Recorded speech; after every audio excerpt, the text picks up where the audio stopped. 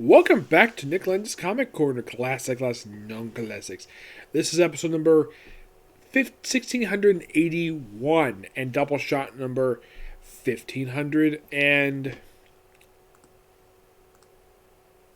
Actually, it's 1687, excuse me, and Doubleshot 1581. I have two trades for Ninjak. The first one is a conclusion to the first run under the current company right now.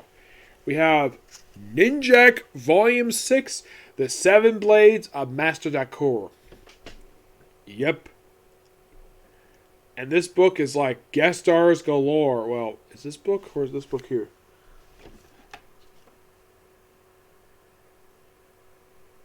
No, there's one here.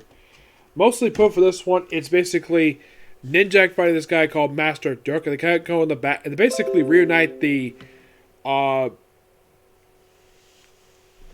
Secret Seven, as they refer to themselves. They're kind of like villains for Ninjak. And they're summoned by, get this, Riku, Ninjak's former lover. Yep, she breaks him out of prison and to do this one last thing with Master Darque, who basically is being paid for them for a couple days. Ninjak is brought in because they use a date. And at one point, basically, we have it where her reward for her is to basically be freed. And freedom was ruining the little device back of her neck. But apparently, is what keeps her alive, though Ninjak put it back in. She was not happy with that thing being put back in, so she wanted to die so badly. Plus, I love the cover of this thing. Basically, it's a clear homage to... not this one per se, but you have basically... like 22 is a standalone issue. It's a prelude to the Seven Swords. Yeah, I love the fact that the artist who did the by the way, Matt not does the writing for this thing. The artist Ryan Bingham, who by the way the interior artwork they change every issue. 22 Cafu, 23 Mark Lemmy, Steven Savai does pretty much the remaining issues here. Well, basically 24, 26. With 24 does with Ryan Lee and Yolis Alaria. Same artist for 25.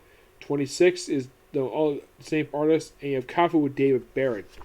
Now, some of the cover art here is clearly homages to like basically like Bruce Lee style. It's basically homages to movie posters, which is so good. But yes, this by far is just so great. By far, in my opinion, one of Valiant's best books they ever published. It is that damn good. I give this book a 10 out of 10. It is really, really good. Does she show up here? No, she doesn't. Final thoughts on Ninjak, the first volume published under the current imprint. The current company. Now, this technically was the third volume of Ninjak, and when I got into reading Valiant comics about 6-7 years ago, this comic was actually close to ending by the time I finally got into it, and it didn't take me very long. No, and it's about, from what I've read online about the first volume of the series, it's about the same length as the original volume from the original Valiant company. Except it's one issue longer. The original Ninjak book was 26 issues. The volume published by Acclaim was 12. Excuse me. And this was roughly 27 issues. And of course, there was also the main series Rapture, which this book says it leads into. And even though the arc itself takes place between, like, after the third arc and the fourth arc of the run. Plus, I love the fact we have Punk Mumbo pop up for a story arc here, which is really good. I will talk about more about her. I'll talk about the next trade I have here of Ninjak. But the first Ninjak book is really good. Matt Na himself does a really good job writing the character. And, like I said, one of Valiant's best books and one of my personal favorites. Along with the Ryan Vanity run for X-Men of War and Bloodshed Reborn by Jeff Lemire, which was really good. Did I feel the same way about the Dwayne Straczynski run? I don't know how much... it's been a long time since I read it, but I didn't have much enjoyment reading it as I did Bloodshed Reborn by Jeff Lemire. Alright, moving on to the second book, which I had previously reviewed the first volume for, Ninjak Volume 2, which is called The Coalition. Just collect issues 6 to 9 of the Ninjak series. Now, unlike the first series done by Matt, now this is done by Crystal Gage, and this one has definitely guest stars galore, because we have Punk Mumbo pop up in here. Apparently looks like she's putting on a couple pounds. We also have the Eternal Warrior. Yes, the Eternal Warrior pops up here. They reference the events of Wrath the Eternal Warrior done by Robert Venditti, which was a short-lived comic book that Valiant published. It only lasted like 13 issues, remember. There's also Dr. Mirage. Yes, and one thing I don't like, though, about this book, apparently Ninjak is, the way he's written this book, he's very disbelieving of the supernatural, and he doesn't believe that the dark side, the place he went to, he described it as an alien dimension. I'm like, really? Are you describing the place where Shadow Man gets his power? An alien dimension. I'm like, really, Crystal Gage? You write basically Ninjak to be skeptical of the supernatural. You call something like Shadow Man basically unbelievable, and yet you have a guy basically flying around in armor, in alien armor. Or I don't know. How about a guy who's pretty much immortal? The guy who apparently has been killed several times over the years, but still keeps coming back. And of course you have Livewire, which great to see her. Of course, later she did get her own brief spin-off book, which didn't last very long. But this book is just pure, like case Ninjak. This book is just so good. It continues what the first Ninjak series, Ninjak did. And despite the fact this book only contains about 4 issues, it's just really good.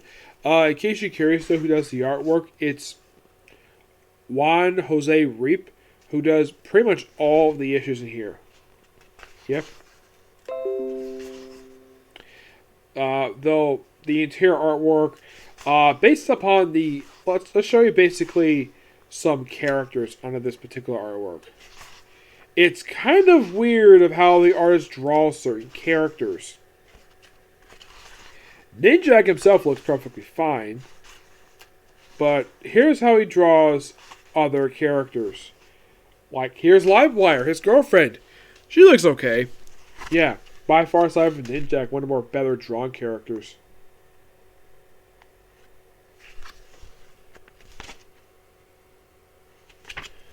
Yeah, and here's Dr. Mirage. Yeah, so basically this artist basically is good female characters, most of them anyways, except for one. Because here's Punk Mumbo, and you can tell by looking at her belly, she may look like she put on a couple pounds. Yeah, I have no idea, like, that's when he looks at one panel here, he's like, oh, like, okay, I have to comment about her belly, is that her belly does look a little different than it did in the Punk Mumbo miniseries. Well, at least probably also in our books. It's interesting, though, we have all these characters from across the Valiant universe guest starring here. I would say a good majority of them who are sent present day, except for the only ones who don't are Bloodshot and Exo. As far as I can tell when it comes to those two, Exo has never appeared in any of the Ninjak books, the current ones published by Valiant. You might be thinking, has Bloodshot? The answer is no.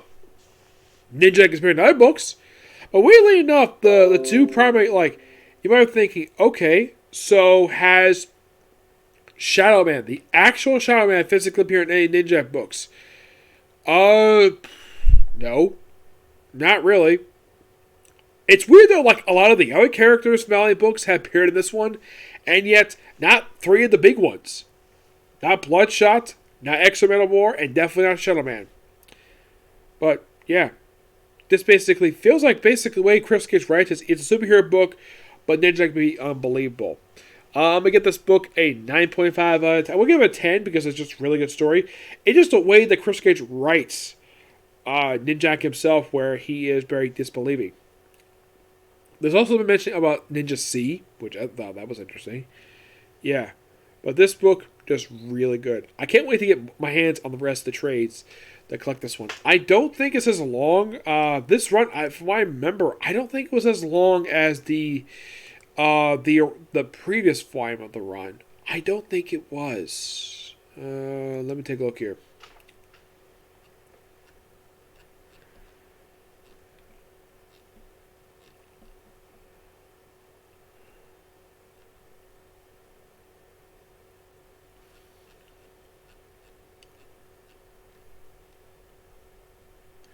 Let's see. Ninja K was only 14 issues. Yep.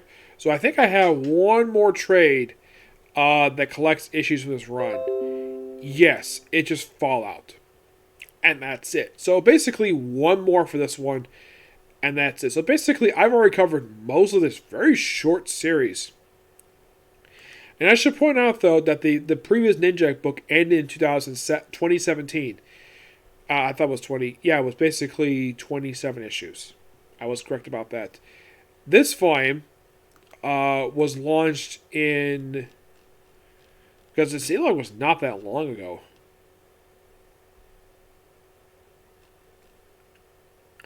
Let's see. This was released in November. This was concluded in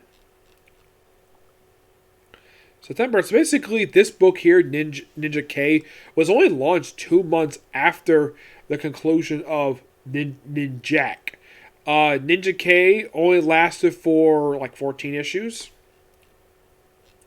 And it started November 2017, concluded in December 2018. I never figured out exactly why this was. And then you have the current book, which is published right now.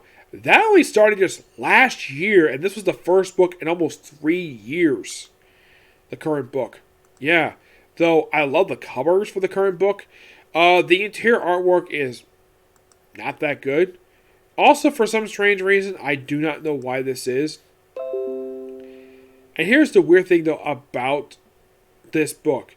Apparently, you're taking, like, breaks between stories. I'm talking about, like, 1 or 2 months. The last issue that came out for the current run for Ninjak only came out this past October. So, the last issue officially came out for this Ninjak book, like, roughly, let's see, roughly 4 months ago. Yeah, 4 months ago, which is interesting to say the least. Yep. But not much else to say about these two books. They're both really good.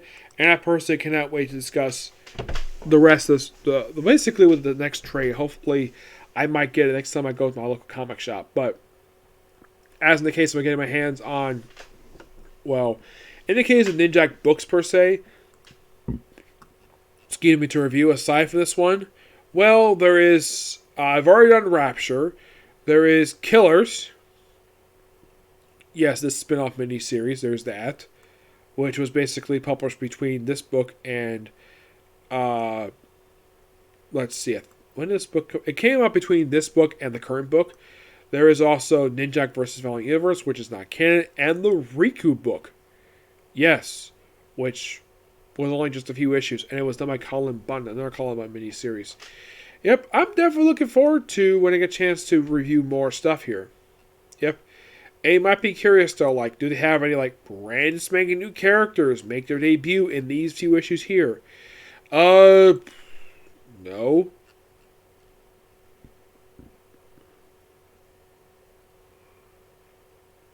Basically, it's the first appearance of the Coalition. That's to make the first appearance here. And you might be thinking, are they a creation of just this, this particular, like,